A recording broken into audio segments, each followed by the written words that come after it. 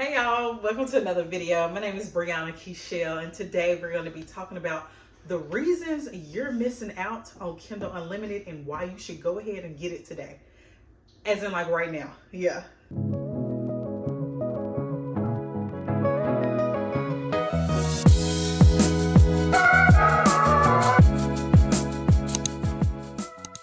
Okay, so I am going to just do like an October, November-ish TBR Kindle edition right now, which I'm just going to title it the 10 reasons you need to go ahead and get Kindle Unlimited, the spooky edition. So I'm just talking about like mysteries and thrillers in today's video. But if y'all want me to go ahead and do another series, I could do literary fiction, I could do memoirs and nonfiction, I could do romance.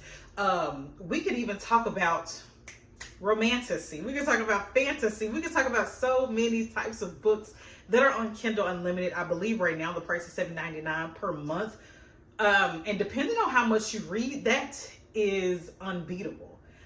Between Kindle Unlimited and the library, I don't buy a lot of books because you never know if you're going to like them and you actually want them on your shelf. And since I'm not in my forever home, I don't really want a lot of books on my shelf right now. So the library and Kindle Unlimited has been getting me through. Of course, I buy books here and there, especially if I love them or I know I want to keep them. But other than that, y'all, I be on Kindle Unlimited. Okay. So like I said, this is going to be the spooky Halloween October edition. Oh, that's how you feel? You don't want to talk about mysteries and thrillers? What would you like to talk about?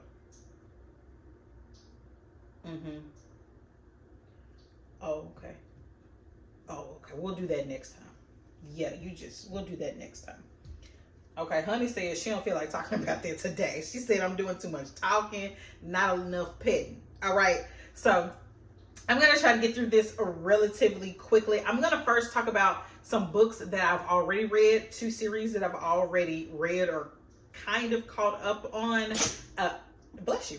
And then we're going to delve into some things that maybe you haven't heard of, I haven't read, maybe I have or not, whatever. The first series is the Still House Lake series by Rachel Caine. God bless you. I started this series back in 2023. Yes, like around this time, back in 2023 when I officially became a booktuber. But it's about this woman who finds out that her husband is a serial killer because she comes home one day, she driving her minivan, got her kids in the back, like, what y'all want for dinner? You know, and her day is just going just fine, girl. She pull up to her house, the garage is open, the police is outdoors, people looking at her like, what's going on? She looking at them like, I don't know, back up, mind your business, okay? So then the police come rushing over to her, arrest her, slam her down on her minivan, and she looking at them like, what you want? May I help you? You know what I'm saying? Child, her husband then strung up a young girl, strung her up in the garage and just had her there. She was not alive. She was unalived. And they basically wanted to know. The police at that moment was like, I mean, did you know about this? Do we need to be putting you in the back of the squad car? And, you know, she had to go through that. And she had to figure out what she was going to do next. So she had to take her children and go into hiding after the court proceedings. And her husband was found guilty and she was found to not be liable for any of his charges or anything that he did with those young women. So she goes on the run. She hiding out at Still House Lake up in Tennessee, somewhere in the mountains. And she starts getting threatening messages like, we know what you did, we know where you are, and we know where your kids are, and we think you had something to do with it. Now what? Yeah, so that's what the first book is basically about. Like, how is Gwen going to protect her children and protect herself from this maniac that found out where she is? Okay, it's a whole series. I think I've read the first 3 or 4 books. I don't remember. I don't think I really want to continue in the series. I'm pretty content with where I am right now. It's becoming cyclical. Like, every book is kind of ending the same way. And so I don't know. The next series I want to talk about is, I actually don't know the name of this series, but the first book, the books I have read are Fall, Hide, and Echo, and the next book is Edge, and they're all by Tracy Clark. This is following a detective, Harriet Foster, in the Chicago area while she is basically solving murder cases with men and women in her precincts. So I like these series because Harriet Foster is just an interesting character to follow. She has a story behind why she left one precinct and went to another. She has just lost her child, her only child. So her life has, the only purpose that she feels she has is her job. And I just like following Harriet Foster. I'm not gonna lie. The first book and the second book were pretty predictable. The third book was not. So the third book I feel like was more interesting than anything else. And now let's talk about the books that I actually have on my TBR for this month. We're going to start with a book that I've already talked about on my channel in my last video on my fall TBR, which is The Ghosts of Gwendolyn Montgomery by... I'm looking at my Kindle, y'all. Ain't she cute? Like, I have not... Okay, don't talk about her. Don't talk about her. I have not decorated her yet. I want to put that little suction cup thing on the back where you can hold, you know, you see how she's sliding? You see that? Yeah. So I want to put that little suction cup thing on the back. I just feel like I like the clean look of it. Stickers be falling off and stuff like that. So I don't want to put too many stickers on it. Maybe I'll get a case and a cover for her. But I don't take her out of the house. Do y'all take y'all Kindle out of the house? Do y'all decorate y'all's Kindle? Let me know down in the comments. Like, what about the Kindle game am I missing? You know what I mean? Should I zhuzh her up? I don't know. So Gwendolyn is a publicist, and she's a highly sought after publicist. She's created an ideal life with her handsome new boyfriend, the perfect match. But Gwendolyn has a legion of long buried secrets that could unravel everything. I think she also has a best friend. Yeah. Gwendolyn begins to realize that something nefarious is happening tied directly to her past, right as Fonzie comes back into her world. Fonzie is a queer Latinx psychic from South Bronx who's caught up in a love triangle with a ghost and his mortal ex. Don't that sound like chaos? I think I'm going to enjoy this. It says Gwendolyn would prefer not to have anything to do with ghostly drama, yet in order to get to the bottom of the spookiness derailing her life and threatening the world, she must face the demons she's long left behind. Can you settle yourself, please? The Ghosts of Gwendolyn Montgomery is a sensuous, funny, mystical adventure that will leave you spellbound as you keep the pages turning. Period. Okay, so that's book number one. Reason number one why you need to go ahead and get Kindle Unlimited so you can read some of these spooky books with me. Y'all, side note for the Kindle. Okay, so if you do just a light little bring down, it brings down the menu. Like sync, settings, time, brightness, all of those things, right? So that's if you just do like that. Now, you have to, in order to get back out of this book, you have to do a slight little touch. Did I do it? Yes, you have to do a slight little touch and then you can go back to the home screen. The problem with this is I also have Kindle on my phone, like the actual app, which is another thing, y'all. You can have Kindle on your phone. So if I have Kindle on my phone, that's not the same way it works on my phone. So y'all be getting confused, and I'm very heavy-handed, so things get a little hectic. So if I'm taking a lot of time to tap and get through the things, I am very, very sorry. Now, let's talk about some backlog books or some older books that came out a few years ago, starting with The Blacktop Wasteland by S.A. Cosby. I am in an S.A. Cosby mood. I've read 2 of his books, and I want to read this one before I read King of Ashes. And this book is Blacktop Wasteland by S.A. Cosby. Now, I believe this is about a getaway driver. So, this says, a husband, a father, a son, a business owner, and the best getaway driver east of the Mississippi. Okay, Beauregard, or Bug, Montage is an honest mechanic, a loving husband, and a hardworking dad. Bug knows there's no future in the man he used to be, known from the hills of North Carolina to the beaches of Florida as the best wheelman of the East Coast. Okay, so what's the twist? He thought he left all that behind him, but as his carefully built new life begins to crumble, he finds himself inexorably,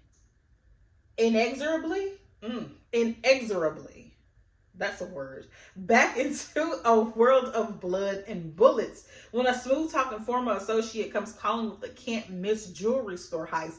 Bug feels he has no choice but to get back in the driver's seat, and Bug is at his best where the scent of gasoline mixes with the smell of fear.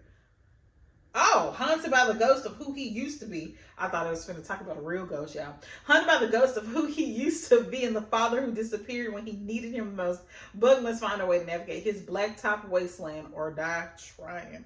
So I'm excited to read that book because it's S.A. Cosby. Next, let's talk about White Smoke by Tiffany D. Jackson. Now, if y'all don't know, one of my favorite books of the year, Monday's Not Coming, is written by Tiffany D. Jackson, and that book sent me into something, okay? I cried. I was very upset. It just really rocked me. If you liked the movie that Taraji P. Henson just did, she robbed the bank, I would say follow me. Read this book, Monday's Not Coming, because she's doing everything in that book about her daughter, right?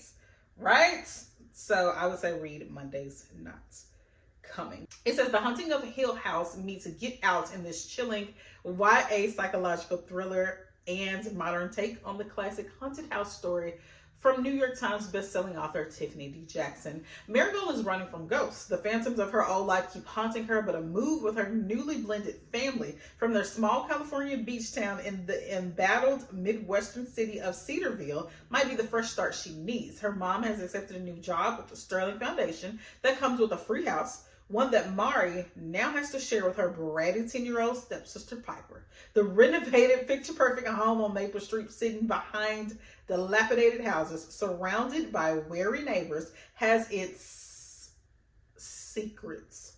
That's only half the problem. Household items vanish, doors open on their own, lights turn off, shadows walk past rooms, voices can be heard in the walls, and there's a foul smell seeping through the vents only Mari seems to notice. Worse, Piper keeps talking about a friend who wants Mari gone. But running from ghosts is just a metaphor, right? As the house closes in, Mari learns that the danger isn't limited to Maple Street. Cedarville has its secrets too, and secrets always find their way through the cracks. That sounds really daggone good. Why haven't I read that before? That sounds really good. Tiffany D. Jackson is a very good author. Now, she's on the fence with me, but people love her because I DNF'd her book, The Weight of Blood. However, that was a personal preference. It was written very well. It's like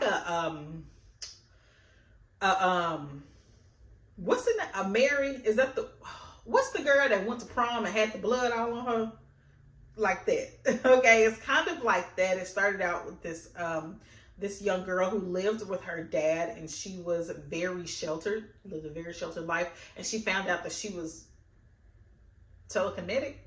She had telekinesis. I'm not sure how to say that. She could move things with her mind, like Matilda. That's how I picture it, right? But the problem with that book was, first of all, she was presenting as white, so she had to keep herself looking a certain way, and when the looks kind of faded in one fateful day, it was raining and her roots grew out, everybody around her kind of showed their true colors. They had always been racist, but now they were really showing their true colors. And I do not enjoy, I'm looking for my next book, y'all. I do not enjoy being in the mind of racists, number one. However, if it's written skillfully, obviously that's a part of the world, and there is a lot to learn, gain, and be entertained by being in the mind of a white racist in a book. However, white racist children is where I draw the line. I just couldn't get over the ick of being in the heads and listening to these words of white racist children. I really couldn't do it. And at the end, if she got her redemption, I'm very happy for her, and I'm glad for that young girl, but I couldn't do it. So Tiffany D. Jackson is on the fence with me only because I DNF'd one book and I absolutely loved another one. So White Smoke is going to be a tiebreaker for me. Now let's talk about a book that I have seen floating around the interwebs everywhere. Literally, I've seen a few people talk about this book, and that is Cutthroat by Octavia Grant. So Cutthroat is, I know what it's about. It's one of those books that I know what it's about, but then I forgot. So Eden Shelton was once told that you can't spell embarrassment without men. That's funny. She never believed it because, according to her, there was nothing better than being a wife to a loving and appreciative man. Marrying her college sweetheart seems to make everything in her life better, but when her rose-colored glasses are removed, Eden discovers that the man she plans to walk through for life forever with has secrets that will change who she is forever. Yeah, everybody is. Cutthroat is like the book of the season on my timeline. I don't know about your timeline, but on my timeline, Cutthroat is the book of the season. I'm very excited to read it. It's kind of short. It only has 15 chapters, and I think it's only 200 or 300 pages. Okay, next book I want to talk about is a little bit of an older book as well. I just found out about this book from an account on Instagram, and it's called That's Not My Name by Megan Lally.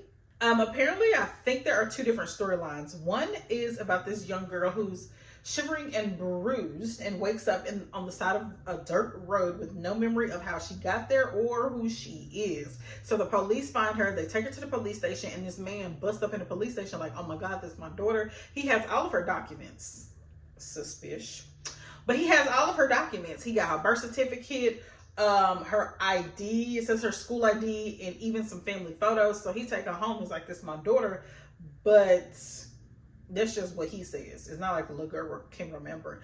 And then there's another storyline we're following. It says, when Lola slammed the car door and stormed off into the night, Drew thought that they just needed some time to cool off. Okay, except Lola disappeared, and the sheriff, his friends, and the whole town are convinced that Drew murdered his girlfriend. Forget proving his innocence. He needs to find her before it's too late. The longer Lola is missing, the fewer leads there are to follow, and the more danger they both are in. So it sounds like, yeah, we're following two storylines. Can't wait to see how they reconvene, or how they converge, or how they meet up, what they got to do with each other. I have a math degree, not an English degree, so, you know. Next, I want to talk about Shanora Williams' book, The Whispers of the Lake. I think this book is like a romantic suspense. Some of these synopses I'm reading for the first time with you. Some of them, I've forgotten what they are about, just like this one. I borrowed this book a few months ago, so I don't remember what it's about. So, it says Whispers of the Lake. There's no the. Whispers of the Lake by Shanora Williams is about investigative reporter Rose Howard is exhausted from trying to manage her seemingly perfect life.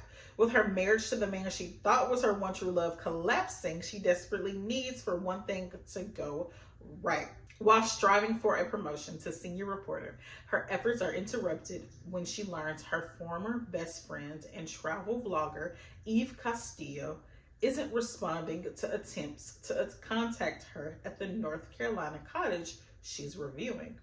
Rose knows Eve can be flaky and irresponsible, and after Eve breaks the ultimate ethical friendship code and crosses boundaries to the point of no return, Rose has nothing to do with her. She wants nothing to do with her. Still, Rose heads to the tranquil small town of Sage Hill. She soon discovers that Eve has vanished without her purse and passport, even after booking a trip abroad. The personable cabin owner's account of Eve's stay just don't add up, and most of the town's initially hospitable inhabitants become increasingly less helpful. Let's talk about this one next because I'm excited to read this one. Okay, so this one is also on my fall TBR, the book that the video that I posted not too long ago about the books that I want to read in fall, and it is called Blood Slaves, and it's by Marcus Redmond.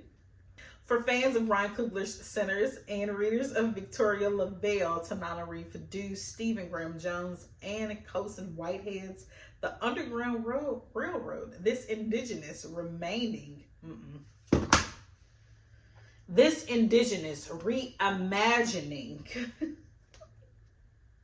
of the vampire origin story set during the early days of American slavery blends alternate history with supernatural horror as the last surviving member of an ancient African vampire tribe meets a slave desperate for freedom, and together they lead an army of enslaved people in a cinematically blood-soaked battle for freedom and revenge. This is set in the province of Carolina in 1710.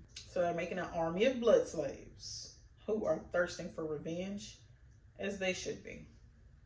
Yeah, I can't wait to read that. I need to move that up my TBR. And then the cover is beautiful. It's like the hand, a bloody hand holding like a big house, a house that would be on a plantation? Absolutely. Yeah, put that on your TBR. Go get Kindle Unlimited and put that on your TBR. At this point, they're not sponsoring me. I want y'all to know that. They're not sponsoring me, but they should be at this point. Another book that I think this is in a short. It's called The Secret World of Maggie Gray. A vampire, a witch, and a siren get accepted into a magical HBCU. The rest I am not allowed to say, but just know there is a talking cat named Quan, a few murders that went cold, and a world that is just below our feet. This is by Granger, and it is book 1 in a series. So I'm excited to read that one as well. I didn't know it was set on an HBCU. That sounds very, very fun. It sounds funny. I'm expecting that book to be funny. I don't know if it's giving like cozy vibes, because Granger also has another series in the book cover. It's not giving cozy. Don't mean they can't write a cozy book. It's just that cover is not giving cozy. But this cover is giving like, what's that movie where the girl, it's a cartoon, kind of like Coraline. That's what this picture is giving. Okay, talked about all of those. Talked about that one. Talked about that one. How many have we talked about, y'all? Let me just go down the list.